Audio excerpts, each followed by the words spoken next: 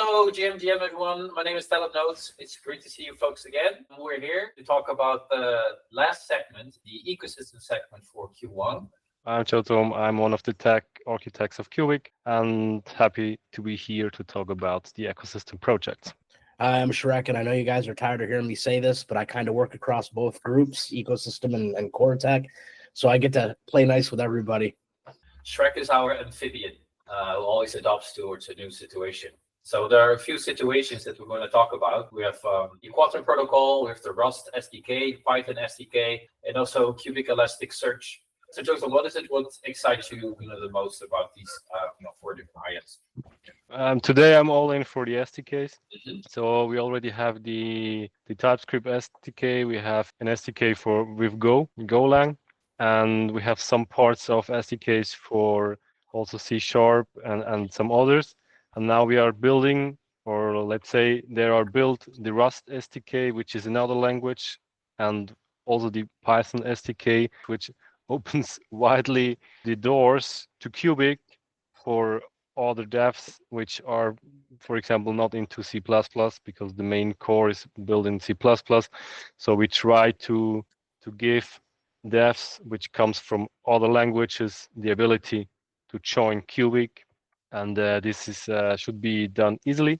And SDKs are one of the best things to do that in development. Yeah, that's what I really like. Yeah, I think it's really exciting, right? I think it's an awesome way to bring new developers into the ecosystem.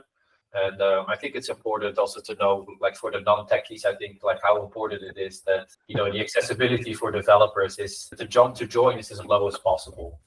Hey, and what do you think about that, Bill? Like, what's your take on the SDKs and what other sort of items on the ecosystem roadmap for Q1? Well, as a former developer, I love the SDKs, right? So I used to do a lot of code myself. I'm a Python guy, right? So I love the SDKs mainly because it does open doors to new developers, but it also opens the doors for different products to be produced. And if I had to choose another thing that I'm excited about, I'm not normally a numbers guy, but I do like the Cubic Elasticsearch innovation, and I'm looking forward to seeing that grow, mainly because I think having a deeper dive into the network analytics will be very important as we try to analyze things like trends, growth. These types of tools become very important for people to really see that type of movement, especially since it's in a time series database, right? So I have a historical view of all of these things, and I think that alone will help spur more communal engagement because people will see the community growing, people will see more activity, people will see, more wallets get created, all the things that you want to see in a rapidly growing ecosystem will be on display using that tool. So those are things that I'm really looking forward to for this quarter. I mean, basically, this is like a page where people can see the statistics about Cubic, and it's planned for Q1. Do we already have something that people can go to watch? Yes, and we can add the URL later. But it is out there and it's in the wild, and people have been looking at it. As a matter of fact, I've even seen some screen captures on Twitter, if I recall correctly. So it's in the wild, and people are going.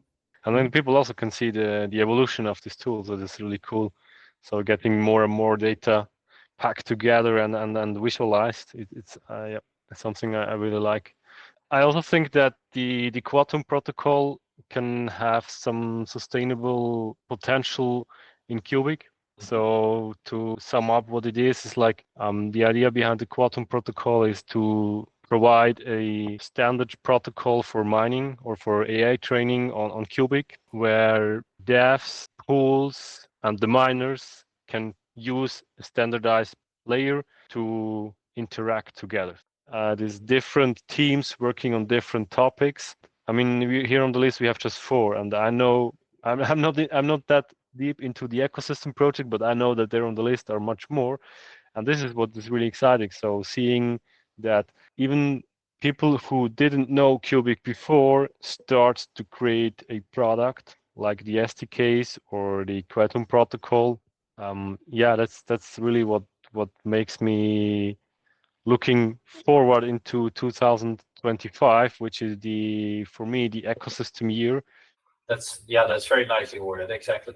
Yeah, gents, I think that actually takes us to the end of this episode. I hope that Bill will feel better also next week when we are going to dive into the Q2 of the Cubic roadmap. Thanks, Bill. Thank you so much, everyone, and I'll see you next week. Cheers. Bye, guys. See you. Bye.